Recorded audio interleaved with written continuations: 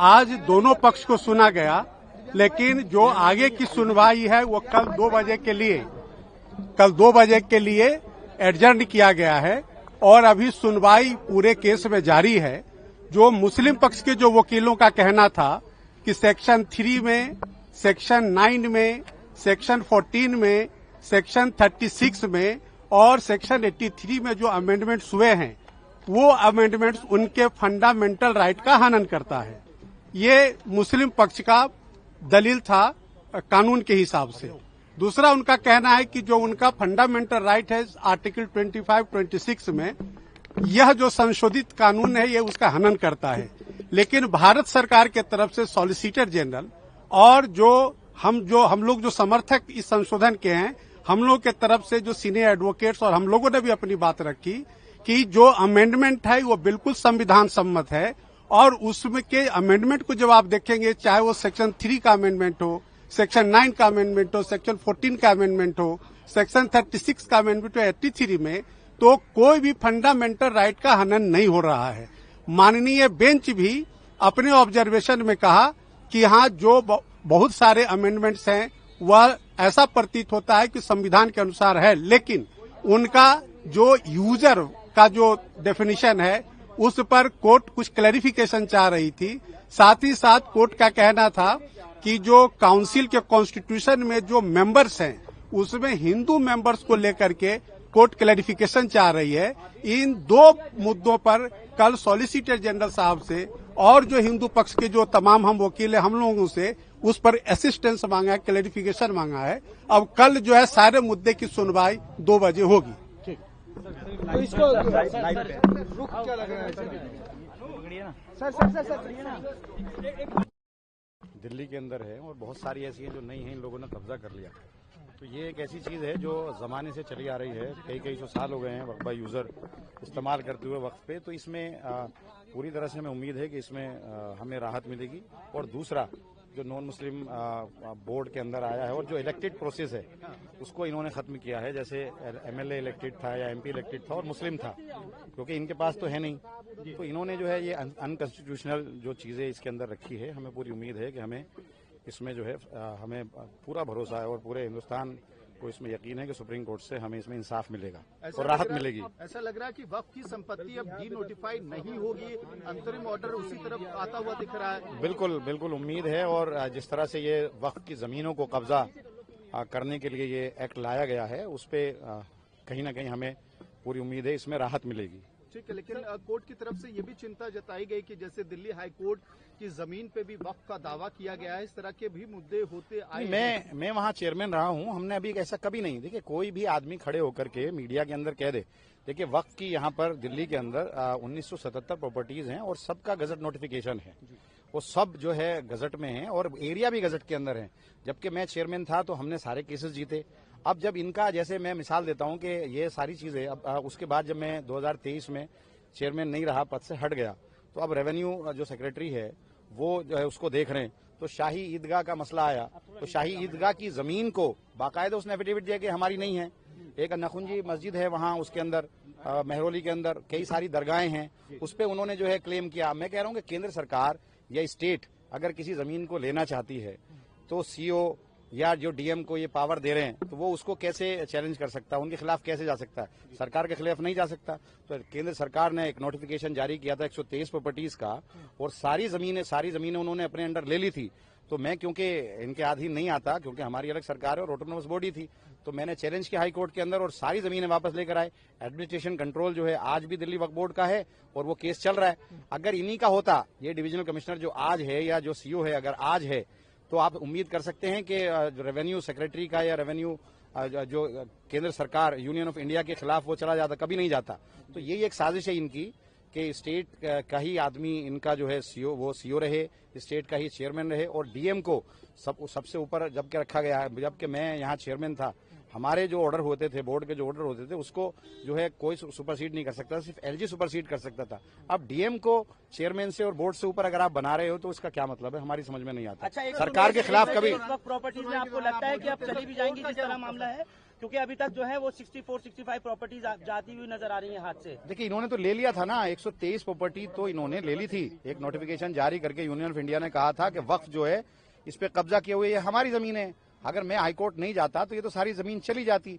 एक अकेली अगर आप तिकोना कब्रिस्तान की बात करो जो 60 बीघे का है, अगर आप उसकी वहां पे मार्केट रेट के हिसाब से बात करो, अगर 7 लाख रुपया भी मानो तो 42,000 करोड़ की एक प्रॉपर्टी है। उसके राइट साइड में डीपीएस के पीछे 484 खसरा है जो 30 बीघे का है, वो इन्होंने जबरदस्ती ले लिया। जबकि 123 में स्टे चल रहा है, केस चल रहा है, ले लिया। लाल मस्जिद आपके सामने मिसाल है कि उसके पीछे की सारी जमीन कब्रिस्तान की ले ली, मस्जिद के पीछे की, और वहां बिल्डिंग बना दी। वो ट्रिब्यूनल के अंदर चल रहा है। माता सुंदरी रोड का कब्रिस्तान है वो इन्होंने ले लिया। वो उसके रेवेन्यू रिकॉर्ड में सिर्फ यही तो था कि रेवेन्यू रिकॉर्ड में वो वक्फ का नहीं था, रेवेन्यू रिकॉर्ड में एलएनडीओ का था।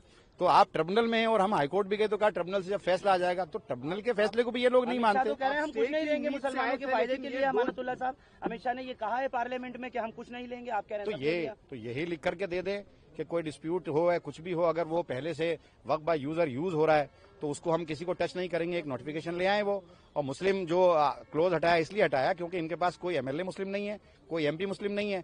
बाय डिफॉल्ट सरकार चाहे इनकी हो, अगर एमएलए कोटे से कोई भी इलेक्टेड, जैसे पहले था कि मुस्लिम इलेक्टेड था तो वो दूसरी पार्टी से आता, समाजवादी से यूपी के अंदर आता, दिल्ली से आम आदमी पार्टी से आता, कांग्रेस से हरियाणा के अंदर आता, महाराष्ट्र से कांग्रेस का आता, तो आरजेडी का बिहार से आता, तो बाय डिफॉल्ट वो मुस्लिम आता। और जब कुछ गलत करते तो वो अगर होता एमपी और एमएलए होता तो वो गलत काम नहीं करने देता। तो ये तो बाकायदा ये तो कॉन्स्टिट्यूशन के भी खिलाफ है। तो सारा का सारा इनका जो मसला है वो कॉन्स्टिट्यूशन के खिलाफ है और उसी पर जा रहे हैं। और आने वाले वक्त में अगर ये एक्ट इसके अंदर तरमीम नहीं हुई है, नहीं रोका गया, तो आने वाले वक्त में गांव के अंदर, देहात के अंदर बहुत सारी जमीनें जो ग्राम सभा के अंदर है, कल प्रधान खड़े होकर कहेगा कि ये तो इलीगल है, डीएम उसको रोक देगा, दफीना रोक देगा। दफीना रुकने के बाद उसके बाद वो केस चला जाएगा, उसके पास वो जमीन वक्फ की हो जाएगी और वो रेवेन्यू रिकॉर्ड के हिसाब से फैसला देगा तो वो जमीन तो चली जाएगी। और ऐसा हुआ है बहुत सारी जमीनों पर। जो तिकोना कब्रिस्तान है वहां पर दफीना इन्होंने रोका है, लाल मस्जिद पर इन्होंने रोका है, माता सुंदरी रोड पर रोका है। एक जो है उत्तम नगर के अंदर जो फ्लड इरिगेशन की जमीन थी वहां के एसडीएम ने रोक दिया, हम नहीं करा पाए वहां पर। तो बहुत सारी जगहें हैं, हम कौन जाता फिरेगा। अगर कोई भी कंप्लेन करेगा तो कंप्लेन को अटेंड करके वो वहां पे दफीना रोक देगा। नमाज अगर मस्जिद होगी तो नमाज रोक देगा। तो वक्फ बाय यूजर में तो ये करेंगे। तो वो कहेंगे जितनी भी प्रॉपर्टी है, अगर वो 9 लाख प्रॉपर्टी है, 9 लाख प्रॉपर्टी में से एक भी प्रॉपर्टी को हम मुसलमानों से नहीं लेंगे तो मैं मानने को तैयार हूँ। हाँ जी ये ठीक कह रहे हैं, सच बोल रहे हैं। लिख कर दे एक प्रॉपर्टी का, क्यों नहीं लिख कर दे रहे। और क्यों जब आखिर में एक सवाल, आप लोग स्टे की उम्मीद से आए थे लेकिन दोनों इंटरिम ऑर्डर से खुश हैं? जो इंटरिम ऑर्डर लगता है कि कल आ सकता है? देखिए पूरी उम्मीद है, अभी तो नहीं कहा जा सकता, कल के लिए छोड़ा है। तो अभी फैसला जब तक नहीं आएगा तब तक नहीं कहा जा सकता। बहस होनी है और इसमें सारे लोगों ने अच्छे से अपने पॉइंट रखे हैं और सारी चीजें समझ आ रही है। सुप्रीम कोर्ट ने जो मुर्शिदाबाद में हिंसा है या और बिल्कुल जो चिंता जताई है वायलेंस को लेकर सुप्रीम कोर्ट ने जो है वो ये तो गांव-गांव हर जगह गांव-गांव मजहबी, जब मस्जिद में आप जाकर के क्लेम दूसरे करेंगे, दफीना रोकेंगे, ईद की नमाज पढ़ने से रोकेंगे तो क्या होगा? वायलेंस होगा। ये तो पूरे मुल्क में फसाद कराने के लिए तो ये लाए हैं। इनका मकसद ये है। इनकी रोटी, सियासी रोटी बगैर फसाद के सिकती नहीं है। ये तो आज बेरोजगारी से लोग परेशान है, महंगाई से लोग परेशान है, इसमें उलझा कर रख दिया सारे लोगों को। अब आप बताइए, कब्रिस्तान पर भी ये कब्जा अगर करेंगे, मस्जिदों पर भी ये कब्जा अगर करेंगे तो वायलेंस तो होगा, क्यों नहीं होगा? ये तो करना चाहते हैं, ये तो इनका मकसद है। तो सुप्रीम कोर्ट इसको देख रहा है और इसमें अच्छा फैसला आएगा। आगे दानिश मुस्लिम पक्ष की दलीलों से सुप्रीम कोर्ट की सत्ता कन्विंस हुआ। देखिए बिल्कुल कोर्ट कन्विंस हुआ और कोर्ट पहले से भी जानता था। ये बेंच पूरा समझती थी कि मामला क्या है। बेंच ने 4 पॉइंट को है रेज किया। उसमें बेंच ने पहले कहा कि नोटिस तो हम इस पे इशू करेंगे। जो सॉलिसिटर जनरल है उसको कहा कि हम आपको नोटिस इशू करते हैं, ठीक है, नोटिस इशू करेंगे हम, लेकिन हम इसके ऊपर ये कोई पार्लियामेंट एक्ट बनाती है तो उसके ऊपर स्टे नहीं लगाते हैं। लेकिन ये एक्सेप्शनल केस है, ये केस एक एक्सेप्शनल केस है जिसके लिए हम इस पे इंटरिम स्टे देंगे, हम इस पे इंटरिम रिलीफ देंगे। इंटरिम रिलीफ जो है कोर्ट ने ये कहा कि हम अभी डिक्टेट करा रहे हैं इंटरिम ऑर्डर। उसमें उन्होंने हमें क्या क्या रिलीफ दिया? पहला रिलीफ दिया कि एक्स ऑफिशियो को छोड़ करके बाकी जो भी मेंबर होंगे वो सब मुस्लिम होंगे, ये हम लगाते हैं। दूसरी चीज, जो कलेक्टर अगर जाकर के सर्वे करता है तो वो कलेक्टर जाके सर्वे करने से पहले कोई उसका नेचर नहीं चेंज कर सकता, था और करने से पहले हमारे यहाँ एप्लीकेशन लगाएगा इस कोर्ट में आके।